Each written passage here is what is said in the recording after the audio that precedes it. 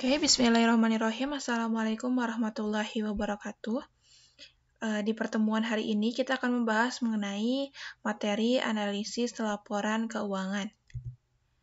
Nah, ada beberapa dasar-dasar dalam analisis laporan keuangan.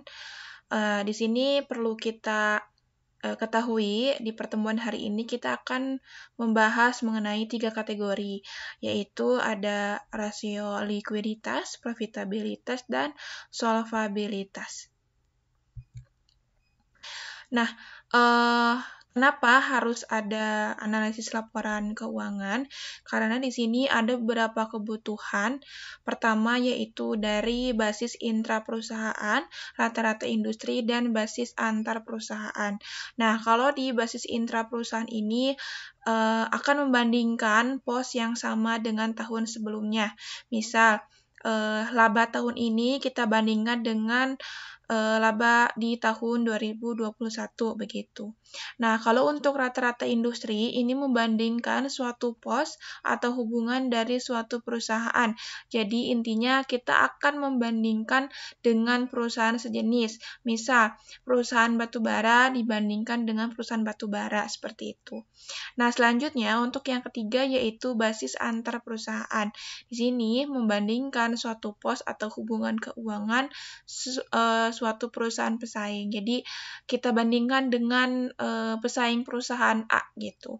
Jadi kenapa harus menggunakan 3 analisis komparatif ini?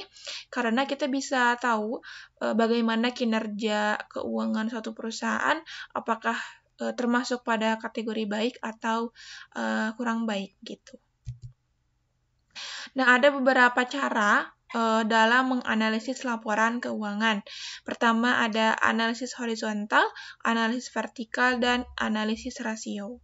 Nah, kalau di analisis horizontal ini mengevaluasi serangkaian data laporan keuangan selama suatu periode waktu tertentu. Nah, sedangkan kalau analisis vertikal ini mengevaluasi data laporan keuangan dengan menyatakan setiap pos dalam suatu laporan keuangan.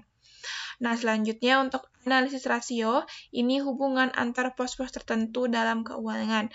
Nah, nanti kita akan lebih fokus ke analisis rasionya ya.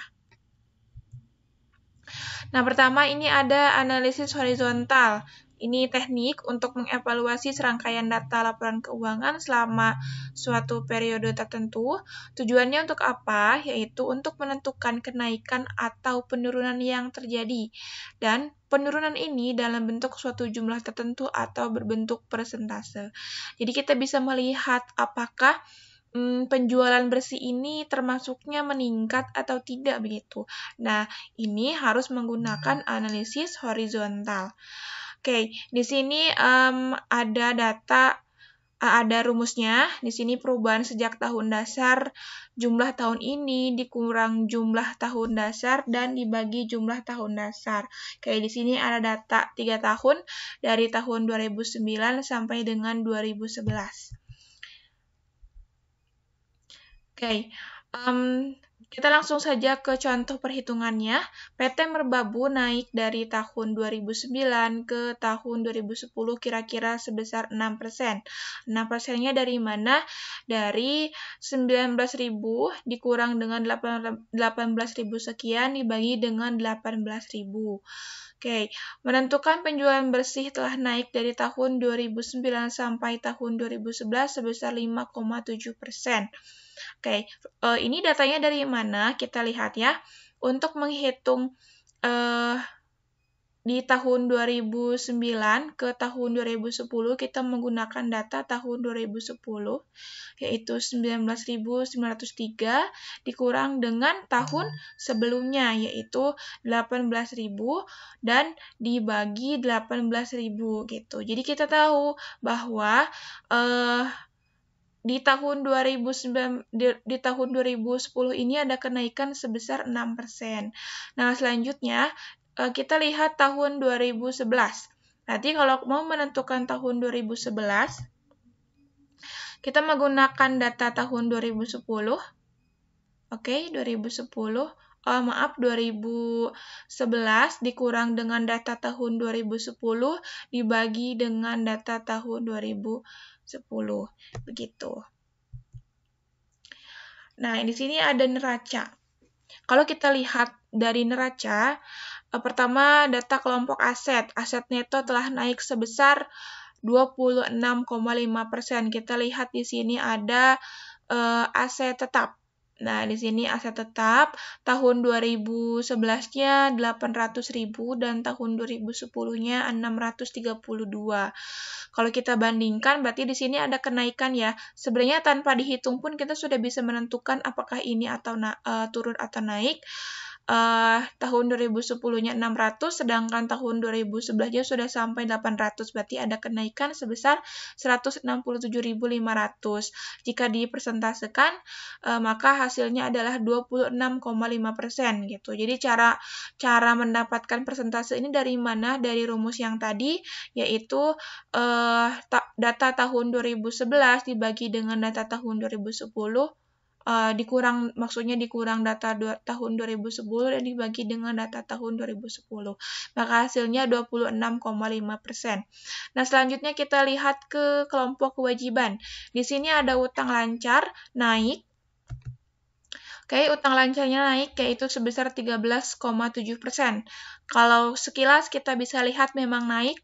Awalnya di tahun 2010 ini nilainya 303.000. Nah, masuk ke tahun 2011 naik menjadi 344.000. Jadi kalau dilihat nominalnya naiknya itu sebesar 41.500. Nah, sekarang kita masuk ke kelompok ekuitas. Nah, ini ada ekuitas. Untuk laba ditahannya itu naik sebesar 38,6%. Kita lihat di sini pos laba ditahan data tahun 2010 jumlahnya hanya 525.000. Tapi menginjak tahun 2011 data berubah menjadi 727.600. Kalau kita hitung berarti ada penambahan sekitar 202.600 dalam bentuk persentasenya yaitu 38,6%. Begitu. Ini cara untuk menganalisis laporan keuangan dengan cara horizontal. Oke, selanjutnya kita lihat di pos laporan rugi laba ya. Di sini ada neraca. Penjualan bersih naik sebesar 14,2%. Oke, kita lihat penjualan. Oke, nah ini ya. Penjualan bersih di tahun 2010 penjualan bersihnya itu hanya 1.837.000, tapi menginjak di tahun 2011 naik menjadi 2.097.000. Berarti di sini ada kenaikannya sebesar 260.000. Jika kita persentasekan, maka kenaikannya itu sejumlah 14,2%. Begitu. Oke, sekarang kita lihat ke beban pokok penjualan. Nah, beban pokok penjualan ini naik sebesar 12,4%. Oke, di sini ada di bawah beban, di sini di bawah penjualan bersih ada beban pokok penjualan. Awalnya di tahun 2010 ini hanya sebesar 1.140.000, tapi naik menjadi 1.281.000 di tahun 2011. Berarti ada kenaikannya sebesar 141.000. Jika kita persentasekan, maka besarnya adalah 12,4%.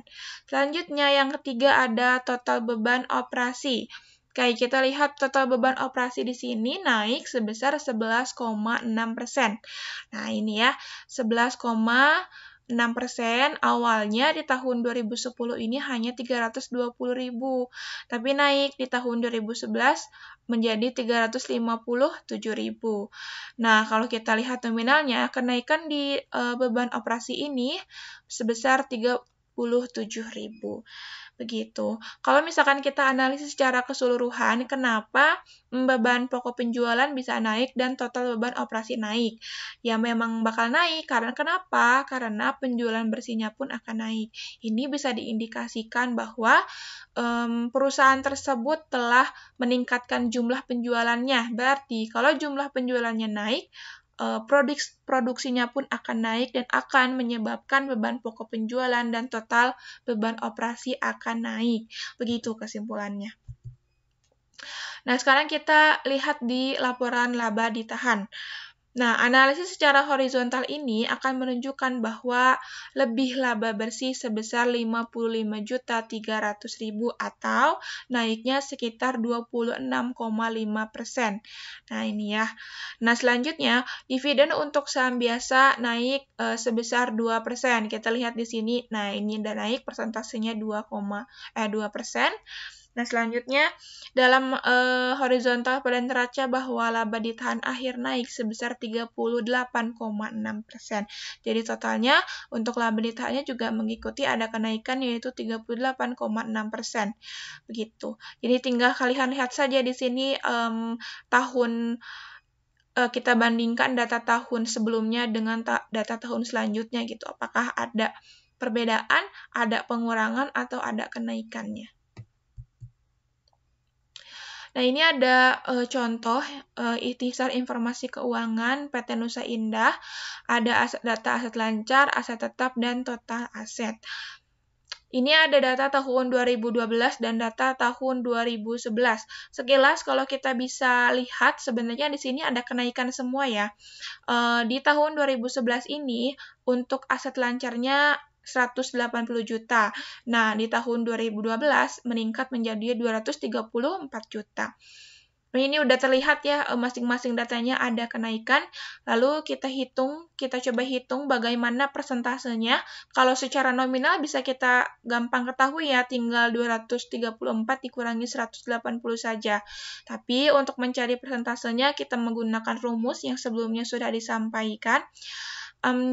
Kita lihat di sini kenaikan pada tahun 2011. Oke, di sini 2011.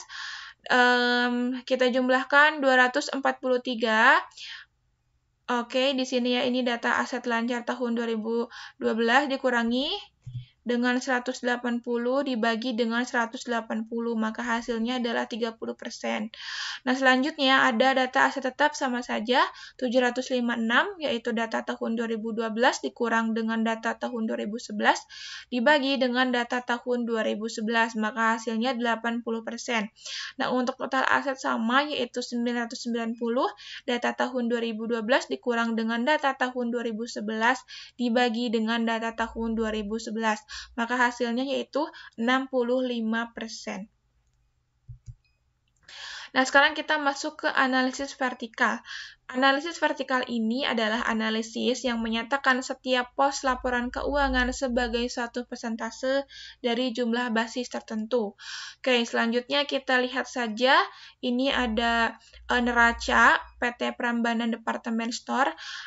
Jika kita lihat di aset lancar, turun dari 59,2% dari total aset di tahun 2011 menjadi 55,6%.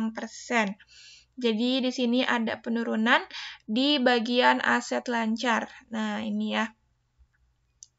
Karena di sini ada penurunan awalnya di tahun 2011 ini 59,2%, turun menjadi 55,6%. Selanjutnya kita lihat di aset tetap atau di ini ya. Aset tetapnya juga ada penurunan, awalnya di tahun 2011 ada peningkatan, maaf. Di tahun 2011 39,7%, menginjak di tahun 2012 yaitu naik menjadi 43,6%. Nah, selanjutnya kita lihat di laba ditahan. Oke, laba ditahannya kita lihat di sini di tahun 2011-nya 32,9%, menginjak tahun 2012 jadi 39,7%. Jadi ada kenaikan ya. Oke, nah sekarang kita masuk ke laporan laba rugi. Kita lihat beban pokok penjualan. Nah, ini beban pokok penjualannya di tahun 2011 62,1%, namun menurun di tahun 2012 menjadi 61,1%. Gitu. Nah, selanjutnya kita lihat di laba bersih. Oke, nah laba bersihnya Di tahun 2011 yaitu 11,4%. Nah, ketika di tahun 2012 naik menjadi 12,6%. Begitu. Jadi untuk di analisis vertikal ini, kalian tinggal membandingkan saja persentasenya gitu. Apakah ini ada kenaikan atau ada penurunan. Nah, selanjutnya kita lihat lagi di bagian laba operasi ya. Di sini ada laba operasinya. Oke, di tahun untuk PT Prambanan dan Borobudur ini beda perusahaan. Di PT Borobudur laba operasinya itu sebesar 11,6%. Nah, tapi di Prambanan ini laba operasinya itu 21,9%. Begitu. Jadi sini ada perbedaannya kalau kita bandingkan antara PT Prambanan dan PT Borobudur ini sebenarnya untuk laba operasinya lebih besar di PT Prambanan. Begitu. Sekarang kita masuk ke analisis yang ketiga, yaitu menggunakan analisis rasio. Nah, kalau analisis rasio ini menyatakan hubungan antara pos-pos tertentu dari data laporan keuangan. Nah, suatu rasio menyatakan hubungan matematis antara suatu jumlah dengan jumlah lainnya. Jadi intinya, kalau di analisis rasio ini, rumusnya itu menggunakan beberapa akun yang ada di laporan keuangan. Oke, di sini ada contohnya, misal PT Borneo pada tahun 2012 memiliki aset lancar sebesar 8M dan kewajiban lancarnya sebesar 2M. Kita bisa memperoleh hubungan antara kedua jumlah tersebut dengan membagi aset lancar dengan kewajiban lancar. Begitu. Oke, supaya tidak bingung, mari kita lihat rumusnya. Oke, kita bahas dulu nih. Ini ada beberapa jenis analisis rasio. Ada rasio likuiditas, profitabilitas, dan solvabilitas. Nah, kalau rasio likuiditas ini mengukur kemampuan jangka pendek suatu perusahaan untuk membayar kewajiban yang sudah jatuh tempo dan untuk memenuhi kebutuhan kas yang tak terduga. Jadi, di rasio likuiditas ini kita bisa mengukur nih, perusahaan tertentu bisa bayar hutang nggak dalam jangka waktu tertentu, begitu. Nah, sedangkan di rasio profitabilitas ini mengukur laba atau keberhasilan operasi suatu perusahaan pada suatu periode waktu tertentu. Jadi, kalau rasio profitabilitas ini fokus ke bagaimana kemampuan perusahaan dapat menghasilkan laba. Nah, sedangkan di rasio solvabilitas ini mengukur kemampuan perusahaan untuk bertahan dalam jangka panjang. Jadi kira-kira nih dalam jangka 3-4 tahun atau lebih, perusahaan ini bakal mampu beroperasi atau tidak gitu ya. Ini diukurnya bisa menggunakan rasio solvabilitas. Nah, sekarang kita masuk ke rasio likuiditas terlebih dahulu. Di sini rasio likuiditasnya ada 4 jenis, rasio lancar, rasio asites, perputaran piutang, dan perputaran persediaan. Oke, kita masuk ke rasio lancar terlebih dahulu. Di sini, rasio lancar ini adalah khusus untuk menghitung kemampuan jangka pendek perusahaan. Jadi, bagaimana perusahaan bisa membayar hutangnya dalam kurun waktu kurang dari 1 tahun. Nah, ini ada rumusnya, rasio lancar ini rumusnya aset lancar dibagi dengan kewajiban lancar. Ada contohnya, sudah ada datanya, tinggal kita bagikan. Hasil di tahun 2012 ini 2,96% dan di tahun 2011 3,12%. Ini untuk Borobudur Depstore-nya dan ini rata-rata industrinya. Begitu. Jadi untuk menghitung rasio lancar, kalian bisa menggunakan rumus aset lancar dibagi dengan kewajiban lancar. Oke, sekarang kita masuk ke rasio asites. Oke, di sini ada datanya. Ada datanya, coba kita lihat cara menghitungnya. Nah, untuk rasio asites ini, caranya itu kalian harus menjumlahkan akun kas, investasi jangka pendek, dan piutang dibagi dengan kewajiban lancar. Nah, anggap ini sudah ada data-datanya, sehingga di tahun 2011 ini, kita bisa mendapatkan nominal rasio asitesnya 1,34% dan 1,02 gitu. Jadi pokoknya gampang lah untuk menghitung analisis rasio di rasio asites ini. Kalian tinggal cari aja akun kasnya berapa nominalnya, investasi jangka pendeknya berapa, piutang dan kewajiban lancarnya tinggal nanti dijumlahkan. Nah, sekarang masuk ke perputaran piutang. Perputaran piutang ini akan mengukur berapa kali perusahaan bisa mengumpulkan piutang dalam satu periode gitu. Oke, di sini ada rumusnya. Penjualan kredit dibagi dengan rata-rata piutang neto. Nanti kalian tinggal cari saja data penjualan kreditnya berapa. Di sini datanya sudah ada. Di tahun 2012 yaitu 2.097.000 dan di tahun 2011 yaitu 1.837.000. Nah, ini untuk menghitung rata-rata piutang netonya itu caranya data di tahun ini ditambah dengan data tahun sebelumnya dibagi 2 gitu. Nah, di sini sudah ada hasilnya yaitu 10,2 kali dan untuk 2011 yaitu 39,7 kali. Begitu. Oke, selanjutnya kita masuk ke ini hanya selingan saja ya, kalau misalkan di analisis perputaran piutang itu, kita harus membagikan dulu nih, kita harus sepakati dulu jumlah hari dalam setahun berapa, dibagi dengan hasil dari perhitungan perputaran piutang, begitu. Sehingga kita bisa lihat bahwa secara rata-rata piutang itu dapat ditagih dalam periode waktu setiap 36 hari atau setiap 5 minggu gitu. Jadi ini hanya perhitungan untuk mengetahui dalam jangka berapa hari perusahaan dapat mengumpulkan piutangnya gitu. Jangka waktunya itu berapa hari. Begitu. Oke, sekarang kita masuk ke perputaran persediaan. Rumusnya, di perputaran persediaan ini beban pokok penjualan dibagi dengan rata-rata persediaan. Nah, ini sudah ada datanya di tahun 2012 yaitu kita dapatkan hasilnya 2,3 kali, di tahun 2011 hasilnya 2,4 kali. Gitu. Jadi perputaran persediaan ini akan mengukur berapa kali persediaan dijual dalam suatu periode dilakukan untuk mengukur likuiditas persediaan. Gitu. Karena semakin banyak persediaan yang menumpuk, berarti semakin banyak uang yang tidak bisa dicairkan. Begitu. Nah, selanjutnya ini juga sama, di perputaran persediaan juga bisa kita hitung berdasarkan jumlah harinya, sehingga rata-rata waktu terjadi penjualan persediaan selama 159 hari itu relatif lama ya, apabila dibandingkan dengan rata-rata industrinya hanya 52,1 hari. Gitu. Oke, selanjutnya kita masuk ke rasio yang kedua, yaitu rasio profitabilitas. Intinya, di rasio profitabilitas ini kita akan mengukur laba dan keberhasilan operasi suatu perusahaan dalam satu periode waktu tertentu. Oke, kita masuk saja langsung ke rasio pertama. Di rasio profitabilitas ini ada margin laba. Nah, untuk menghitung margin laba ini, rumusnya laba bersih dibagi dengan penjualan bersih. Oke, di sini ada data di tahun 2012 dan tahun 2011. Didapatkan tahun 2012 ini untuk margin labanya 12,6%. Nah, sedangkan di tahun 2011 ini margin labanya itu 11,4%. Gitu. Nah, selanjutnya di perputaran aset, di rasio perputaran aset ini rumusnya penjualan bersih dibagi dengan aset rata-rata.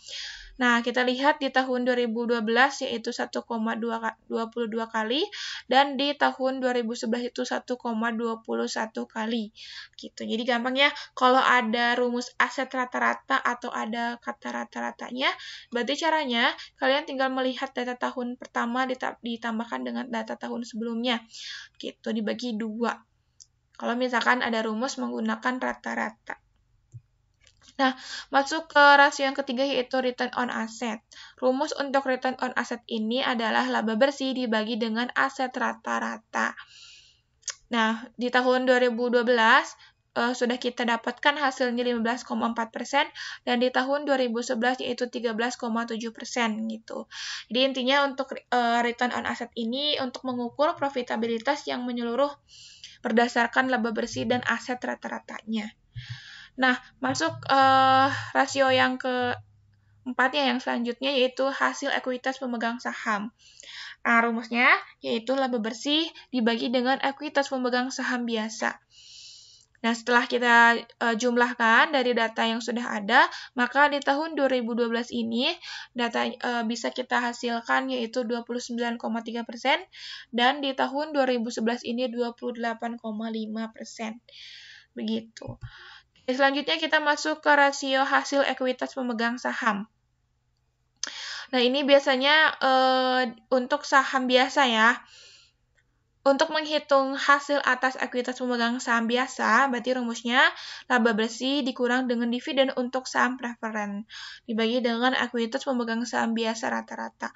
Tapi biasanya untuk rasio ini jarang digunakan karena kalau perusahaannya tidak memiliki saham preferen ya sudah beres gitu, jadi tidak usah dihitung. Tapi kalau misalkan perusahaan tersebut memiliki saham preferen, maka kita bisa menghitung hasil atas ekuitas pemegang saham biasa. Selanjutnya kita masuk ke rasio earning per share atau laba per lembar saham. Nah, rasio ini yaitu sebenarnya masuknya lebih bisa masuk ke rasio profitabilitas, bisa masuk ke rasio pasar. Nah, rasio ini mengukur laba bersih yang diperoleh dari tiap lembar saham biasanya. Nah, caranya bagaimana untuk menghitungnya, yaitu laba bersih dibagi dengan rata-rata tertimbang saham biasa yang beredar. Oke, kita lihat di tahun 2012 sudah mendapatkan yaitu sebesar 970 perak dan untuk 2011 yaitu 770. Begitu. Jadi, earning per share-nya di tahun 2012 meningkat ya daripada di tahun 2011 jika kita bandingkan. Nah, selanjutnya kita masuk ke rasio price earning ratio atau rasio harga saham dengan laba. Cara menghitungnya yaitu harga pasar per lembar saham dibagi dengan laba per lembar saham. Maka bisa kita hasilkan di tahun 2012 ini hasilnya 12,4 kali dan di tahun 2011 yaitu 10,4 kali gitu. Jadi gampanglah untuk menghitung rasio ini, kalian tinggal lihat nominal dari setiap pos-pos di laporan keuangan. Selanjutnya kita masuk ke dividen payout ratio. Nah, rasio DPR ini untuk mengukur persentase dari laba yang dibayarkan dalam bentuk dividen tunai. Nah, cara menghitungnya ada rumus yaitu dividen tunai dibagi dengan laba bersih. Oke, di sini sudah ada datanya. Di tahun 2012 kita lihat bahwa nilai DPR-nya yaitu 23,2%. Nah, selanjutnya di tahun 2011 yaitu 28,8%. Ini maksudnya persen ya, bukan kali, belum diedit. Begitu di rasio dividen payout ratio. Oke, selanjutnya kita masuk ke rasio yang ketiga, yaitu kelompok rasio solvabilitas. Perlu diingat lagi bahwa solvabilitas ini adalah mengukur kemampuan perusahaan untuk bertahan dalam kurun waktu yang panjang. Oke, selanjutnya kita lihat di sini ada debt to asset ratio. Cara menghitung DAR ini, caranya yaitu total utang dibagi dengan total aset. Nah, kita sudah memiliki data di tahun 2012 dan tahun 2011. Kita lihat di tahun 2012 menghasilkan 45,3% untuk nilai DAR-nya. Nah, di tahun 2011 menghasilkan 50,2%. Gitu. Ini untuk menghitung debt to asset ratio atau sering disingkat gitu, sering didengar yang namanya DAR. Oke, selanjutnya kita masuk ke perbandingan bunga terhadap laba. Nah, untuk menghitung perbandingan bunga terhadap laba ini, caranya laba sebelum pajak dan beban bunga dibagi dengan beban bunga. Oke, kita bisa lihat hasilnya di tahun 2012 menghasilkan 13 kali, dan di tahun 2011 yaitu 9,6 kali. Begitu. Nah, ini ada rangkuman dari ketiga rasio yang sudah kita bahas. Ada rasio likuiditas, ini sudah Ibu rangkum, rasio, rumus, dan tujuan pemakaiannya. Ini untuk rasio profitabilitas, dan ini untuk rasio solvabilitas. Oke.